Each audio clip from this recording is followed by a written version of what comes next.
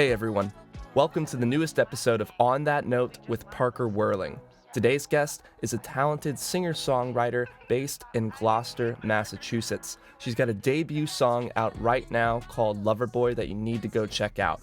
But before we get the episode started, please make sure to like and subscribe to this podcast on Spotify, YouTube, and Apple Podcasts. And don't forget to follow me at Parker Whirling and at @onthatnote_podcast on Instagram. And on that note, please welcome Juliana Maria. I'm sitting here with Juliana Maria, an indie pop singer-songwriter based in Gloucester, Massachusetts. Congratulations on the release of your debut single, Loverboy, which came out October 13th. I always love to start out my show usually asking about the writing and recording process, but I'm really curious with you, especially because it's your debut single. That's usually a big leap for all artists out there. So what made this song feel like this was going to be the debut single for Juliana Maria? Right. So I had a couple singles out before, like last summer, and they were kind of just thrown out there on a whim. I mean, I recorded them with my friends in like a couple hours. There was no really big production on it or anything. I was just like, you know what? Let me throw a song out there, see what happens, see what kind of audience I can get from it, and maybe if people like it, we can bring this somewhere. So that's kind of what I did last summer, and then I went through this really weird rut last year where I just couldn't write anything good, or I just thought I couldn't write anything good. So I was just like sitting there constantly writing, constantly recording stuff, and I was leaving the studio like feeling super unfulfilled. And it's just disappointing when you're so passionate about something and like it just doesn't really seem to be working out, you know what I mean? And at the time I was still experimenting with my sound and experimenting with all these different genres that I just like couldn't seem to figure out what my sound was. And then finally this song was written over the summer, and I literally just sat down and I was like, okay, this is like a song. Like, we have to record this. We have to put this out. Like, everything just clicked so well together that I was like, okay, this is like of the quality I desire. Like, this is up to par with what I want to do. This is the direction I want to go in. So let's just work it out. Like, let's just make this happen. Yeah, Sorry, my dog's barking. That feeling is amazing when you realize that, oh, this one is going to be the next big thing for me. Because especially, it's like, it sucks to go through those periods of times where you feel like you can't write anything and everything you do is just so like frustrating. But you kind of have to go through those periods of nothing to realize when you do have something what that actually sounds like, and it's like such an uplifting feeling when you finally get it. How did you start writing? Was it like via piano or guitar and then just singing on top of it? So fun fact, I cannot play a single instrument. It's literally the most annoying thing ever. If I could go back in time and change one thing about like my childhood or my upbringing, it would just be I would just learn how to play an instrument, because it's literally so helpful in what I want to do right now. So it's difficult, but basically I kind of just sat myself down after a while of not really like writing anything and not even looking at beats. I honestly thought I wasn't gonna do music like ever again. Sorry, my dog is literally being so annoying. I have to just have him here in my lap. Oh, you look so cute. He's a little white rat dog. I don't want to expose him. And he just got the worst haircut. Besides the point. So, yeah, basically I just kind of sat myself down after a long time of not really doing anything. I really didn't think I was going to ever do music again. That's why I wiped my entire Spotify a couple months ago, because I was just like, you know what? This isn't working. This hasn't worked for months now. So, like, I can't see myself going any further with this. And I was just looking at like type beats on YouTube again, because that's what I used to do in my spare time. I would just put on a type beat in the car, write to it for a while, drive around my city, and then I would usually have something by the end of the ride. And that usually took me like an hour and 30. So, sometimes I get a whole song, sometimes I get a really catchy hook, sometimes I just get a verse, but, that's kind of my writing process. And Loverboy was just like, oh my god, his head in the corner. I literally can't. I love it. Loverboy just literally came to me so fast and so naturally that I was just like, okay, I have something here. It was a little too easy to write for me. So I was like, you know what? I think that this needs to be put out. There's a lot of personal experience intertwined in there. So I was like, you know what? Like, it's vulnerable, it's catchy, it's the direction I want to go in, it's a pop song. So I was like, you know what, I think I should put this out, I think I should go for it. And I texted Tyler after it was recorded. I was like, hey, here's the song, let's like finally do something. This guy's been looking at me for like over a year now, and he's just been sitting here waiting and waiting and waiting until I like believed in myself enough to put something out. And as soon as I texted him he was like, all right, it's go time, like we're doing this for sure. Nice. Yeah, shout out to Tyler. He seems like a really good dude, real good go-getter as well. Such a big help, like literally such a big help. So you mentioned like how it almost felt too easy to write, and then that's something I've talked about with a lot of people on this show is a lot of songs that they've written that are their favorites end up being the ones that they spent the least amount of time on.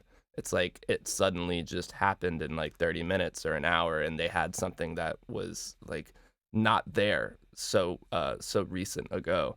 And something about that I feel like hits differently when it comes to you so quickly. And another thing you kind of talked about being vulnerable and having that be a good part of that song is, people do want to hear that vulnerability and that authenticity, and it can be scary for people to write stuff like that. I spent a long time kind of writing lyrics to my songs that I really still enjoy, but they weren't about maybe specific things or instances that happened. And not everything has to be, but I feel like there is so much good stuff in being vulnerable about what you're going through because other people can connect to that. Was it scary for you at all to put down your feelings like this? Yes, it definitely was. I come from a really small city, so it's kind of difficult to like put a lot of personal experience into a song and like talk about the things you've been through in a song because people around here don't really want to hear that.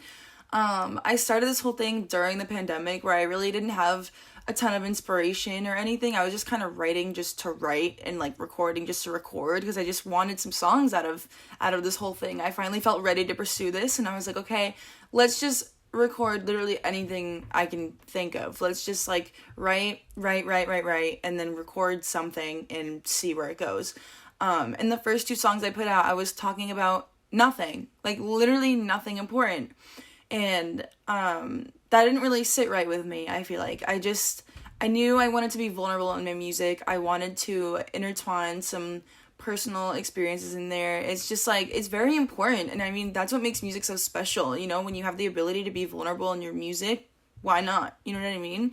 And it makes people resonate with music more. When you have something you can relate to, you know what I mean? I figured this is a really relatable song. It's someone in another interview was like, this is very Gen Z, like the talking stage and like things like that. And I was like, definitely, like it's very relatable for my demographic or my desired demographic for sure. Yeah, and that wasn't planned. You just talked about your feelings, and you would realize like, oh wow, like everyone in our generation goes through the like, oh, he slid into my DMs and now we're kind of talking, whatever. It's like it almost sounds like so played out, and it just sounds like not, I don't know. It's like hard to believe that that's how things happen with people in our generation, but they have to be talked about because otherwise, people are gonna feel alone if they don't hear other people that they look up to say like, yeah, this is how these things go for me as well. Exactly. Yeah.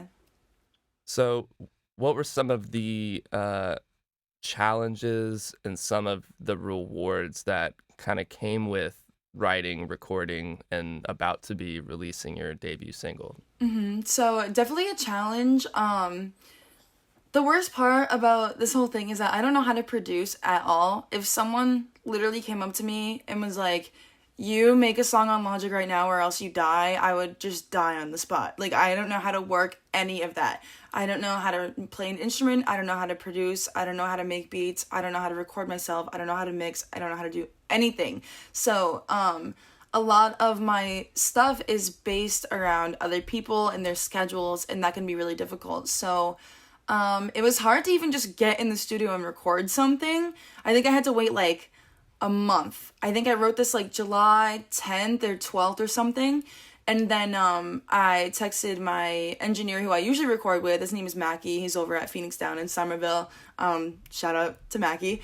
Shout out Mackie. But he was like, dude, you're gonna kill me. Like, I'm going away for like a couple weeks, like till August. And I was sitting there like, I cannot wait another month. Like, I don't know what to do. So I hit up another engineer that worked at the same studio. His name's Josh. He has like literally insane credentials. I literally call him a genius because that's just what he is. He's crazy. And he's been wanting to collab for a while now.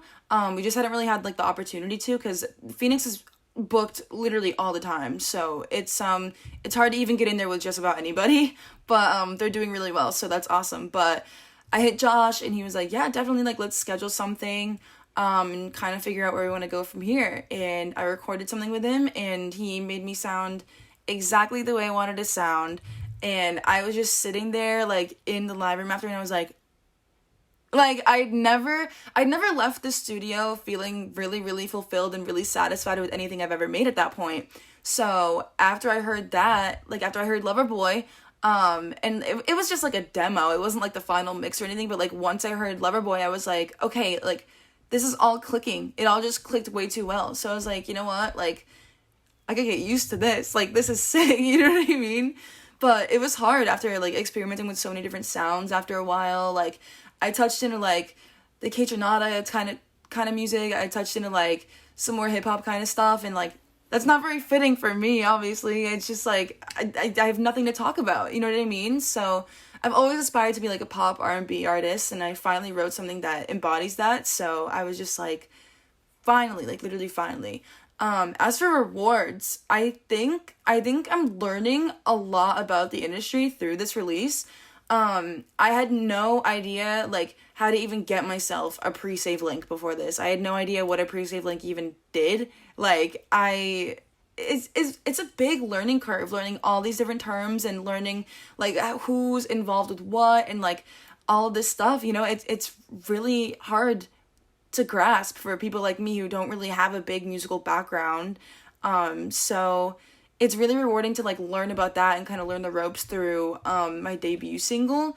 And surprisingly, it's gained a lot of traction too. Like, Tyler's been texting me every day like, yo, just locked in this article for you, just locked in this blog for you. And I'm like, are you serious? Like, people like this enough to write about it? People like this enough to write a whole ass article about it? Like, it is so weird to think about. I genuinely just thought like, this is a song I made, it's cool, am I gonna drop it? Who knows? And then the more people that heard it, the more attention and traction that it got. So I was just sitting here like, okay, I have to do something with this at this point, you know what I mean?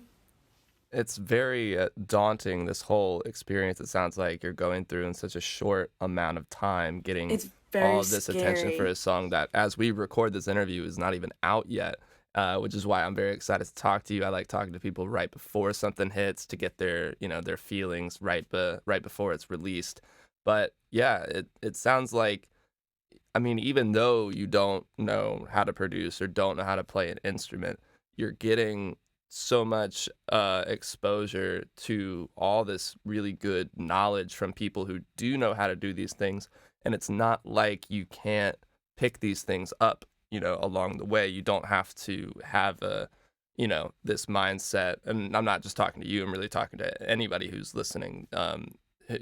You can learn things along the way, especially if you surround yourself with people who are really smart and are very talented and also very supportive and willing to help when you ask, which I think is a huge deal. It sounds like Josh and Mackie at this studio are really helpful in that sense.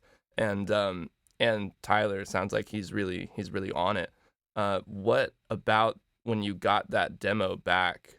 Like, what about that felt different compared to how your other songs sounded. Like, what hit so different about this one? I think Josh is really really good at mixing. He just kind of knew like where to put everything. I mean, all the pockets in the song were like full. Like it just felt like a very whole, well put together song. A lot of the time when I record, I go in the studio and like we'll do like the main vocal and like everything's cool, whatever. It takes a couple takes, it's fine. And then we start going to the ad libs and I just blank completely. I don't know what to say. It's a little awkward, like, you know what I mean? So I'm with you on that. I don't get how to do that either. It's like so difficult for me and I don't know why. Sometimes it just comes like that. Sometimes it just takes a minute for me to like sit there and be like, all right, let's run this again. Let's do it one more time, because it's difficult. And I really like to have my songs be really really layered. I love like harmonies. I love having a bunch of vocals in there. So Josh did a really really good job of like, you know, suggesting places that I should like layer one more harmony or like put in one more ad lib here. So it's been really really good. And also he just knows like where to put things. Like I heard the song, like I tried to listen to it super super closely the other day in the car and just hear like which ad-libs were where, because I didn't really think of that part and I didn't remember doing half of the ad-libs that were in there.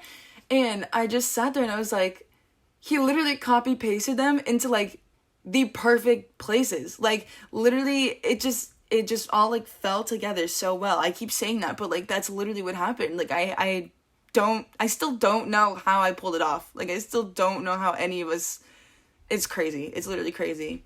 But North XIX, I don't know if you're familiar. Tyler worked with him for a little bit. He's an artist out of Florida. He produced the beat, and he's like a legend. Like that kid is like literally insane. One of the most talented kids I know. Absolutely shreds guitar. Always has insane drums in his tracks. He's awesome.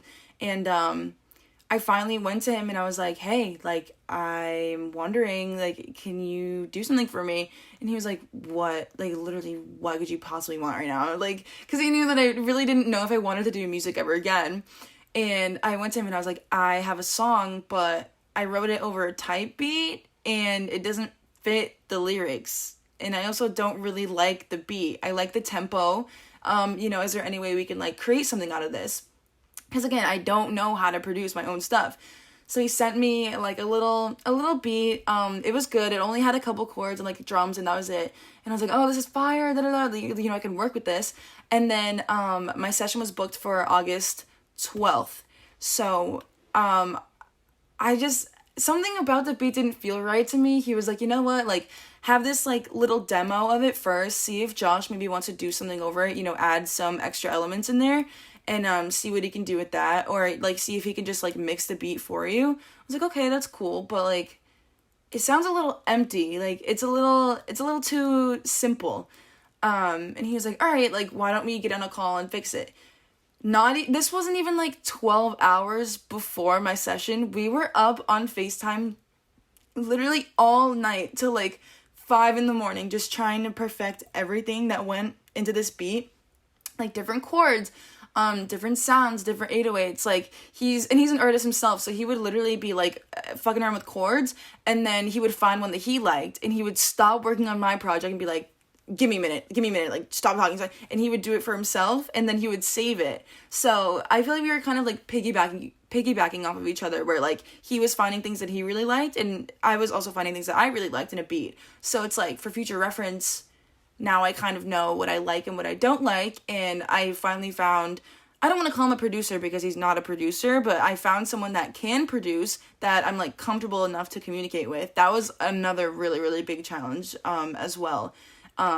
Making connections with producers is difficult, especially when you don't really have many connections as it is. And also I feel like every time I get beats or I get a beat pack, it's not necessarily exactly what I want. I always want to change one little thing about it, and I just can't because I don't really have the means to. So it's been hard, but it all worked out. So shout out North too. Shout out to North XIX. Is that his name? Yes. Yeah. Okay. I'll have to check him out. I have not heard of him yet, but maybe you'll get him on the show. Dude, yes, he's very indie pop. It's very like, it's in right now. He's a legend. I literally love him. One of my best friends for sure. He's awesome. Okay, awesome. Yeah, I'll check him out. You said something about like making connections with producers. I'm not sure if you meant like connections just in general, connecting some with someone, or like more on a deeper level, because I know that producers like have to have an interesting role other than just doing the actual work. It's almost like in a way you have to be very emotionally available for the artists that you work with, because I mean there's so many different types of people and all artists are a little bit crazy.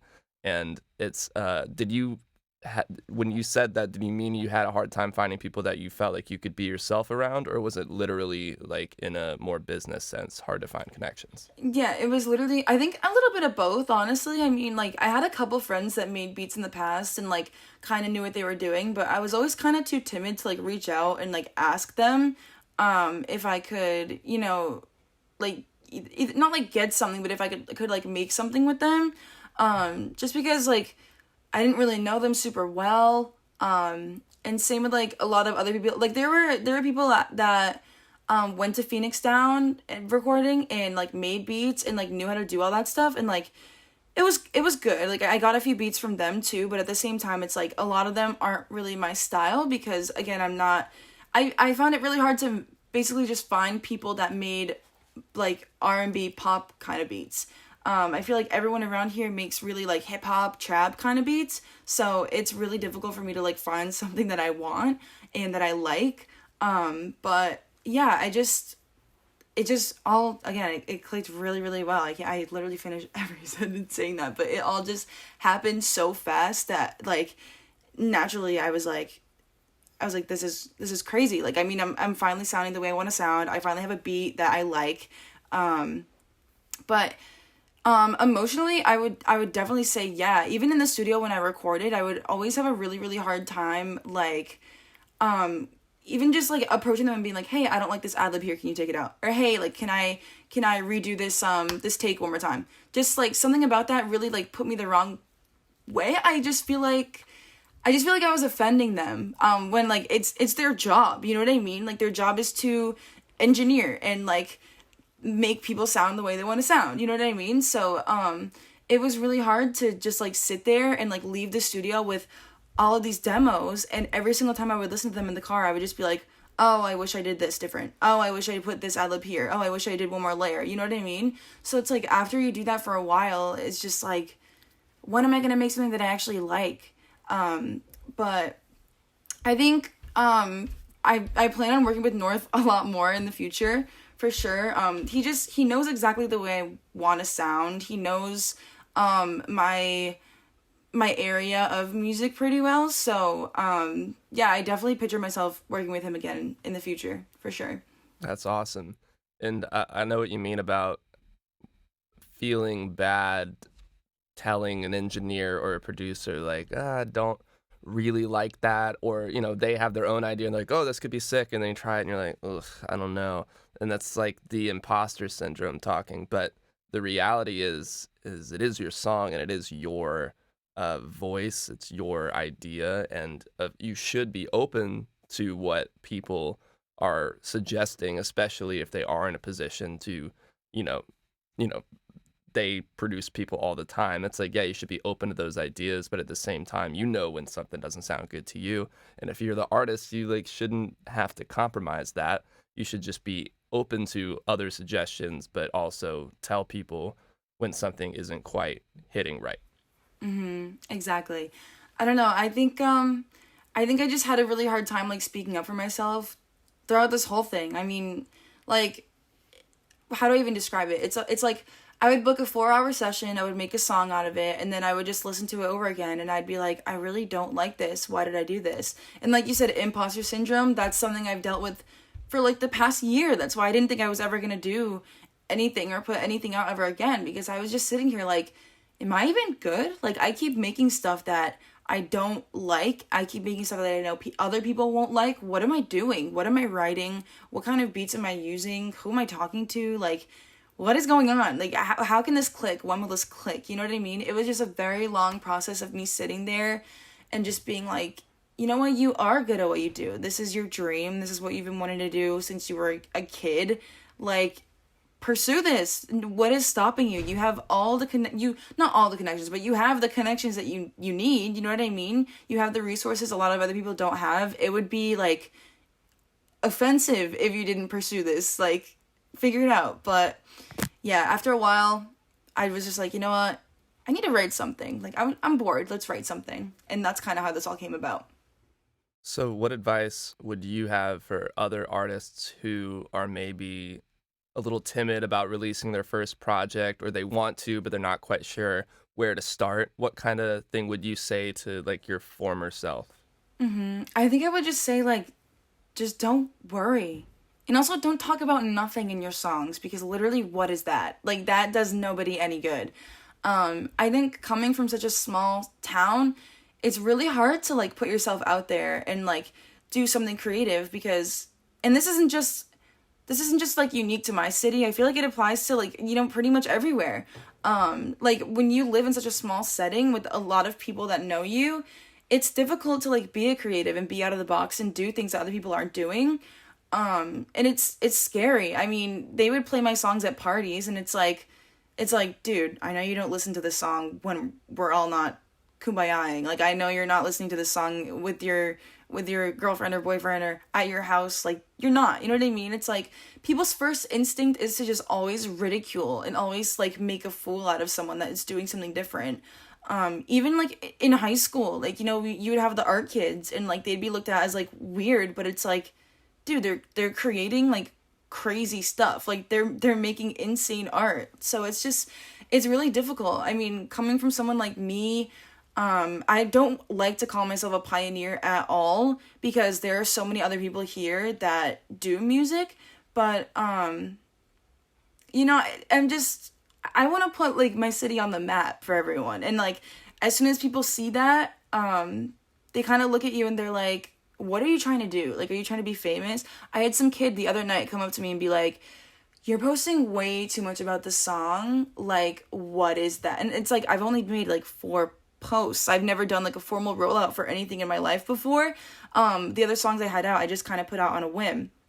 And I was just like, I'm posting too much. Well, you're confronting me right now about it.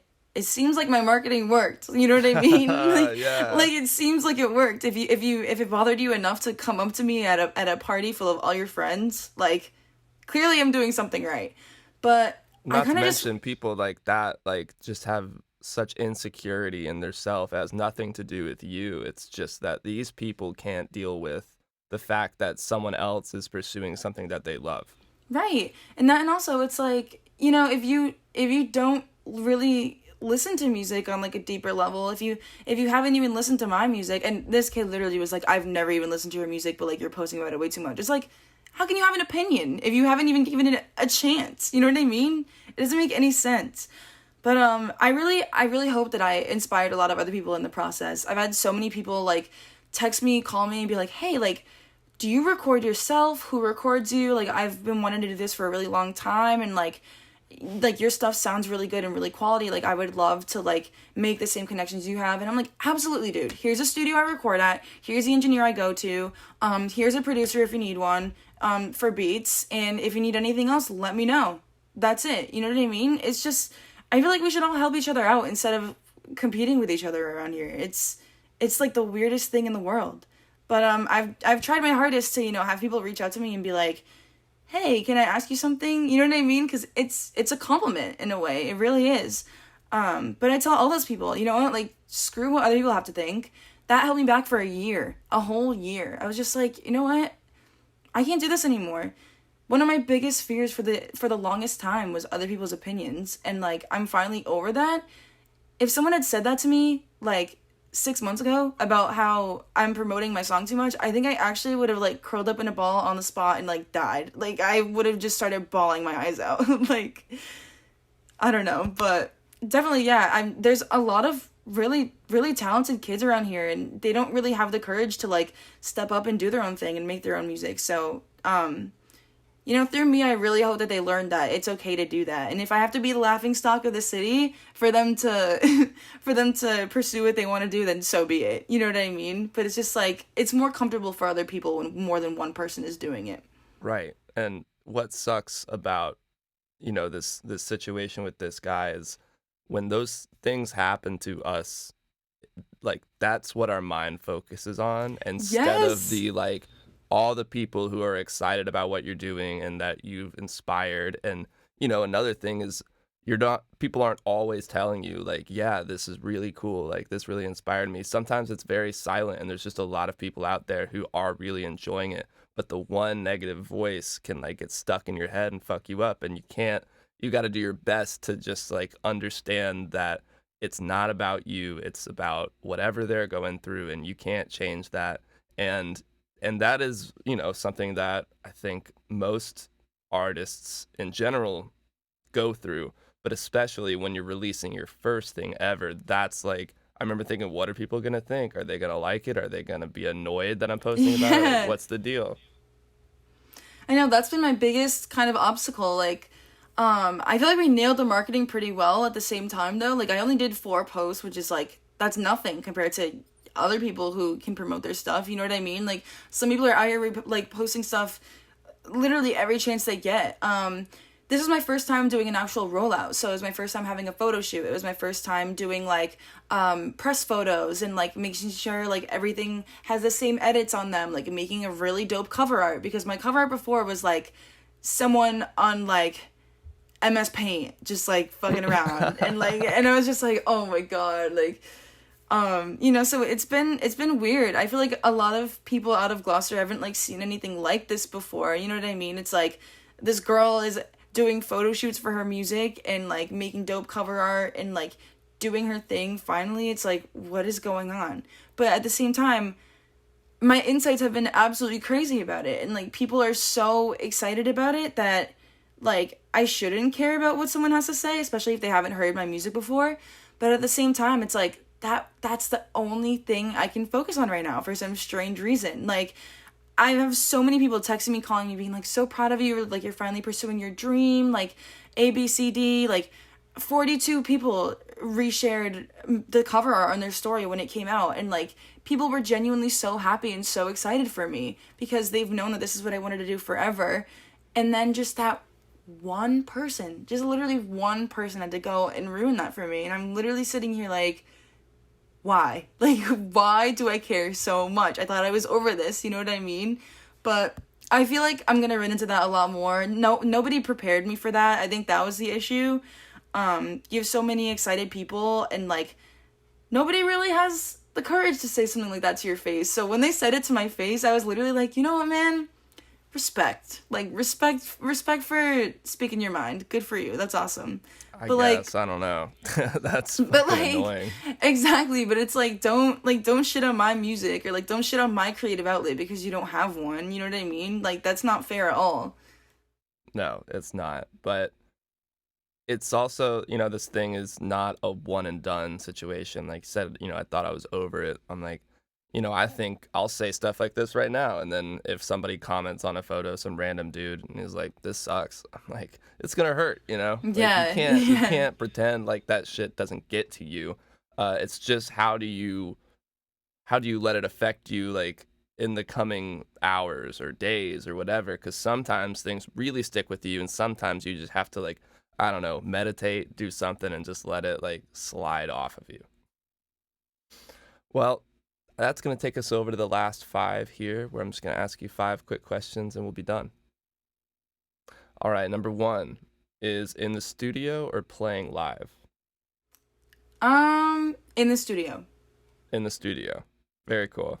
I agree as well. There's something about the magic of the studio that like you can create something that can be your new favorite song like right there. Definitely. Question number 2 is, what do you think is a perfect album front to back?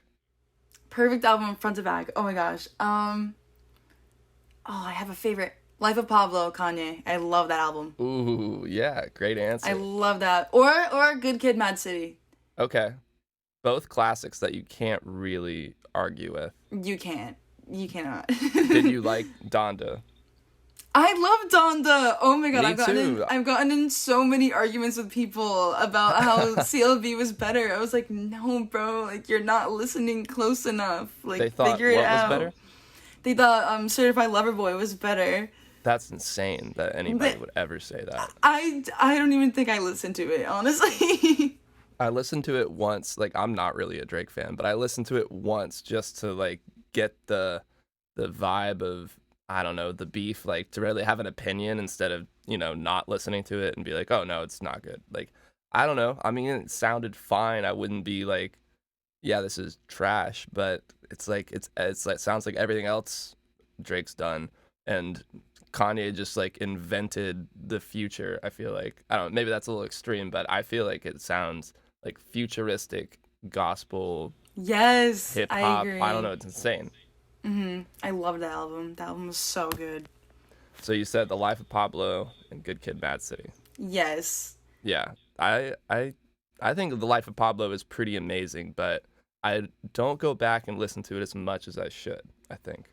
Oh my gosh, whenever I'm like riding around town, I'll pick one person to listen to for like an hour and 20 minutes. And I did Kanye the other day. I don't think I've ever driven so fast in my life. Like, You really got you going. it's just like a different high. Like that man cannot make a bad song.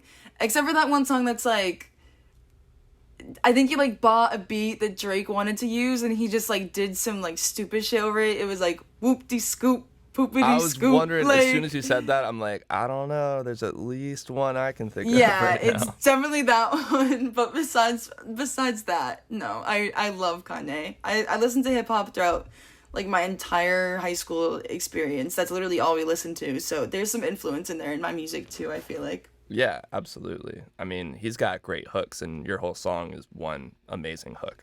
Thank you. Of course. So question number 3 is, who's your dream artist or producer to work with?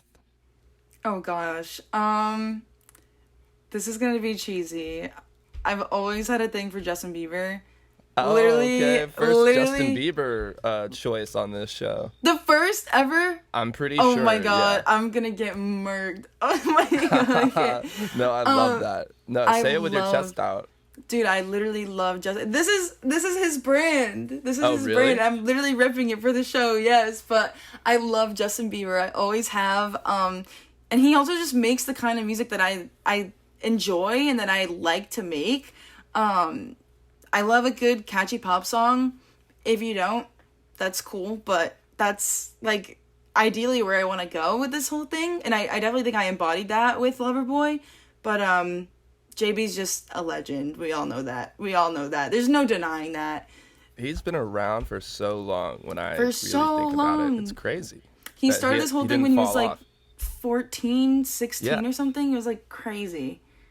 It was crazy. My favorite song of his, and I really only know, a handful, but it's What Do You Mean? I still think that slaps so hard. I love that song.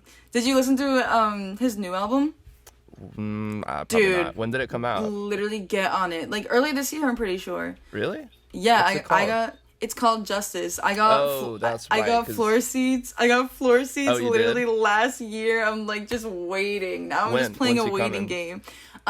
It was supposed to be this summer, which is like really disappointing about COVID and stuff. But it's coming. He's coming next July. I'm pretty sure. I'm so hyped. I'm literally gonna like fall to my knees. Like Have you seen him before? I have. It was actually my first concert ever. And my parents went with me. And my mom was actually pregnant with my brother at the time. But like it was also the last row and balcony. Like yeah. I went to my first concert ever and it was last row and balcony. I remember sitting there like, this is what everyone's talking about. Like Right. this is a concert. Like this kind of sucks. I can't see anything. I can't hear anything. Like what is going on? But yeah, I just felt like I had to go to this tour because like, who knows if he's gonna retire soon? Who knows? I mean, he could, and he would be totally fine. Oh, 100%. He's set for the rest of his life, whether he likes it or not. Like, Yeah. It's like he's been set. He could have retired at 17, I'm sure. yeah, he could have retired like 8 years ago if he wanted to. After that first album he put out, he could have been like, all right, I'm done. Like, Exactly. so weird.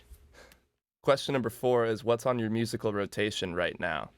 Oh gosh, can I go on my playlist real quick and Oh, totally. see? Yeah. Okay, let's see.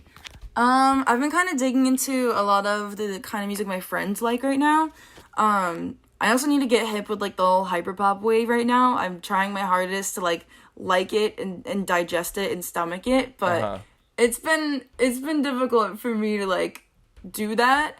But I really like Back and Forth, Eric DOA. I'll do like 3 tracks. Back and Forth, Eric DOA. Man-Eater, Nelly Furtado, that's been on repeat for like months now. And Cancel Me, Dominic Fike. I really like those 3 songs right now. Okay. Yeah, Um, I know Dominic Fike. I know I love Three Nights, but I don't know any other songs by him really. yeah, my friends are like crazy into Dominic Fike. Like literally live, breathe, sleep Dominic Fike. So I'm like, you know what? Let me see what the hype is. Yeah, Like, totally. why not? But yeah, he's incredible. He actually has a song with Justin Bieber. Fun Oh, fact. really? I didn't On know that that. album, yes, so good. And like with the whole hyperpop thing, I literally just do you know who Glaive is? Yes, I do. So Yeah. I literally just found out who Glaive was like 2 weeks ago. Like I'm so not hip with any of like smaller, newer artists, but like I would love to like start listening to them and support them. You know what I mean? But I listen to like very, very generic music in case you couldn't tell already. The Justin Bieber made me think, all right, let's do No, it. definitely. Like it literally no, I'm not creative, not unique whatsoever. For I sure. do not say that. Do not say that. I mean, first of all, Glaive, like, I don't know a lot of people that know who he is. I wouldn't know who he was if I didn't do this show because somebody told me about Glaive on this podcast. And somebody gave me like 4 or 5 hyperpop artists to listen to. So I don't remember which one he was, but I think if it's the one I'm thinking of, I really liked some of his stuff. But hyperpop, like, I've decided I like it, but I like stuff that's more influenced by it because some hyperpop can be like really intense. I'm like, who can just sit and listen to this like It's like so chilling? difficult. It's so difficult. Yeah. And when I found out who Glaive was, I think it literally ruined the week ahead of me. I was just sitting there like, you're telling me this kid is like 16, doesn't have a license, and he is like performing festivals on the weekend, and then he goes back to school like everything's fine. Like that is so weird. Like imagine having Glaive just like sitting in your like I don't Your know, like math like class. stats class or something, Yeah. and being like, you are literally, like, you're basically You're a rock star. famous. Yeah, you're like so weird. Life is so unfair, man. I I know. literally, I have no words. I don't know his name, but there's one kid that every time I go to like Spotify's Fresh Finds playlist to like look for somebody to have on the show, he pops up and I'm like, oh, this is kind of cool. Then I check his profile. This has happened like 3 times already. And then I realize he's 14 and he's working with all these big people. I'm like, dude, what the hell? Like, I mean, I'm excited because I'm like, wow, imagine what it's gonna be like in 10 years when kids are like literally 8 years old and they were practically born with a laptop, in their hands and they can just produce bangers, before they're in middle school. Right. And that's where I just get frustrated because I'm like, and my dad says this to me all the time. He's like, if you just did this like in high school, because like I was a theater kid in middle school, so like I was like very much in tune with like I was constantly singing, I was constantly acting, I was doing that all the time.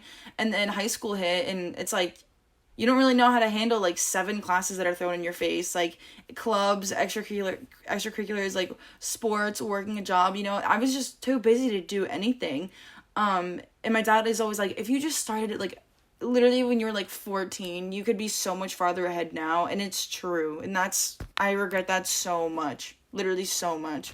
Well, that's true for everyone though. It's not like that's a unique to you thing. And that's definitely not something to get hung up on because I have the same feelings. I wish that, when I played music in high school and like bands, I always let my friends do the producing. And we never really got anything done, but I did want to do it. And I just believed that I didn't have the technical capabilities or I don't know, the smarts to be able to handle that. And now that I do produce my own music and have for like the last 4 or 5 years, it like pisses me off because I'm like, I literally totally could have done this, and I just was Yeah. holding myself back. Right.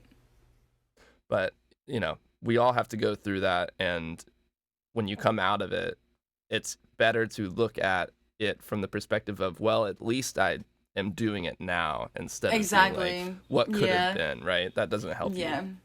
No, not at all. So the last question here is, what's your favorite decade of music?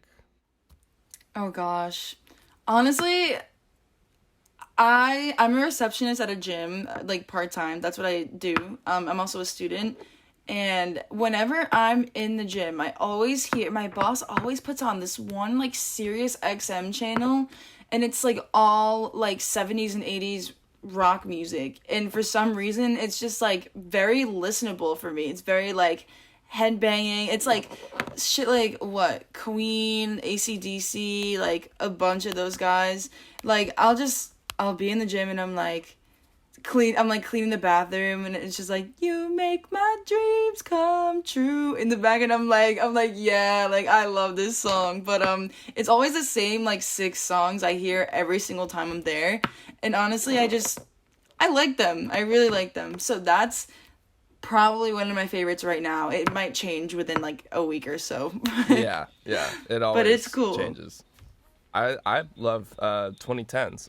Honestly, I mean, yeah, it's just some amazing music has come out in the 2010s. But also, I mean, you can't even argue. It's just a fact that there's great music and there's shitty music every decade. So no, like definitely. when people are like, new music sucks, it's like you're not even trying to find something good. Literally.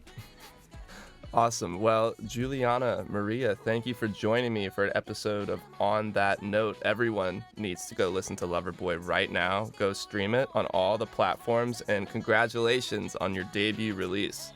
Thank you so much for having me. It's been a pleasure.